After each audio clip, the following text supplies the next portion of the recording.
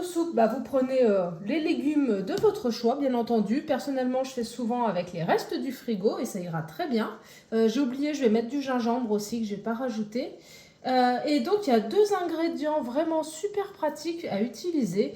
Donc, c'est du tofu soyeux pour le premier, qui va vous permettre de rajouter à peu près 6 grammes de protéines à votre soupe. Donc, c'est non négligeable. Il y a aussi du calcium d'ailleurs.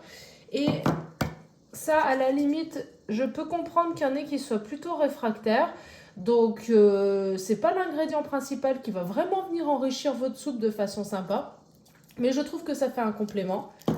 Ce sera principalement donc les lentilles corail. Alors là, pour le coup, c'est vraiment une mine de protéines. Pardon. On est à 23 grammes de protéines pour 100 grammes, si je dis pas de bêtises. 25 grammes de protéines pour 100 grammes. Donc après, vous dosez combien vous souhaitez en mettre dans votre soupe.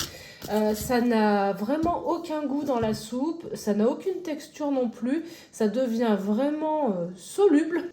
En fait, on ne peut pas en retrouver la trace quand vous en mettez, donc il n'y a aucune excuse pour ne pas l'utiliser.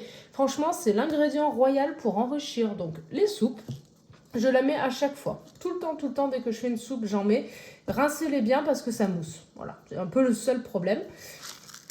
Et une fois que la soupe est cuite, avant de la mixer ou par-dessus, vous pouvez rajouter donc des flocons de levure maltée qui vont donner un petit goût et qui pareil vont rajouter un certain nombre de protéines. Donc ça, c'est vraiment bien pour vous aider à caler et apporter un certain nombre de nutriments qui sont bien utiles. Donc voilà, écoutez, moi je vais mixer tout ça et puis je vous montre 2-3 petites choses.